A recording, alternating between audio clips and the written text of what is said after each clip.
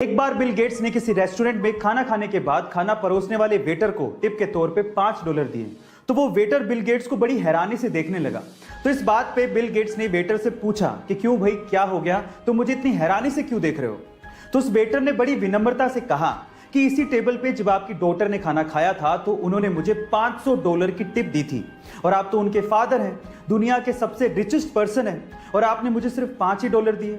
तो इस बात पे बिल गेट्स ने जो कहा वो आप लोगों को सुनना चाहिए। बिल गेट्स ने कहा कि उसके पिता दुनिया के सबसे अमीर आदमी हैं, पर मेरे पिता नहीं। गाइस, इसलिए कहा जाता है कि आप कितनी भी सक्सेस की ऊंचाइयां छू लें, आपको अपने पास्ट को कभी नहीं भूलना चाहिए, क्योंकि वही आपका सबसे अच्छा टीचर होता है। ये बात है सन 1990 की, जब दिल्ली के एक व्यक्ति ने एमआरएफ कंपनी के 20,000 शेयर्स खरीदे। तब एमआरएफ कंपनी के एक शेयर की कीमत लगभग 10 रुपए थी, यानी कि लगभग 2 लाख रुपए उस व्यक्ति ने एमआरएफ कंपनी में इन्वेस्ट कर दिए थे।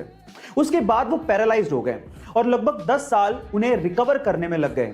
लेकिन 10 साल बाद जब उन्होंने एमआरएफ के 20,000 शेयर्स की बात अपने पोते को बताई, और जब पोते ने पता लगाया, तो वो ये सुन के हैरान रह गया कि जो 20,000 शेयर्स उन्होंने लगभग 2 लाख रुपए में खरीदे थे, तब उनकी कीमत 130 करोड़ रुपए हो चुकी थी, और आज के वक्त उन 20,000 शेयर्स की कीमत लगभग 160 करोड़ रुपए हो चुकी है। गाइस, इसको कहते हैं इन्वेस्टमेंट की पावर।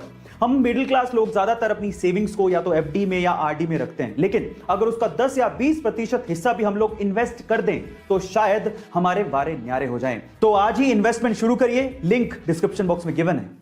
सोने की शुद्धता को हम लोग कैरेट में परखते हैं, लेकिन कितने कैरेट में कितना प्योर गोल्ड है ये हमें कैसे पता लगेगा? चलिए मैं आपको बताता हूं। सबसे पहले होता है 24 कैरेट गोल्ड, जिसमें 99.9% तक प्योर गोल्ड होता है। अब इससे खरा सोना है ही नहीं, लेकिन इतना सॉफ्ट होता है कि इससे ज्वेलरी नहीं बनाई जा सकती। फिर आता है 22 कैरेट गोल्ड, जिसको 916 गोल्ड भी कहते हैं, क्योंकि इसमें 91.6% प्योर गोल्ड होता है और बाकी बचे हुए परसेंटेज में कॉपर और जिंक जैसे मेटल मिक्स होते हैं।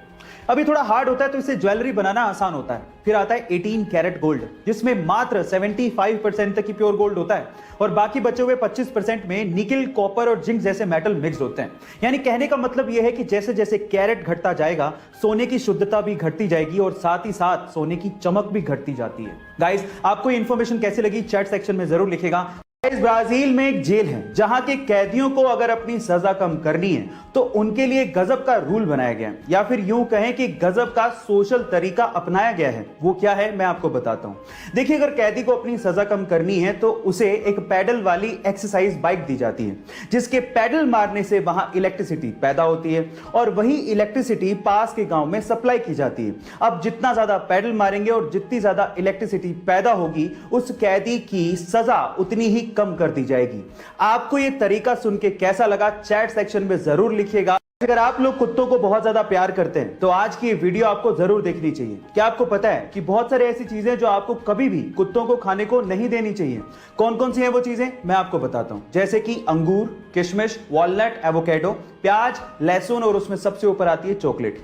जहां हम इंसानों को चॉकलेट बड़ी अच्छी लगती है, वहीं कुत्तों के लिए ये टॉक्सिक हो सकती है। जी हां गाइस, थोड़ी सी भी क्वांटिटी से कुत्तों को डायरिया, उल्टी, दौरे और अल्टीमेटली उनकी डेथ भी हो सकती है।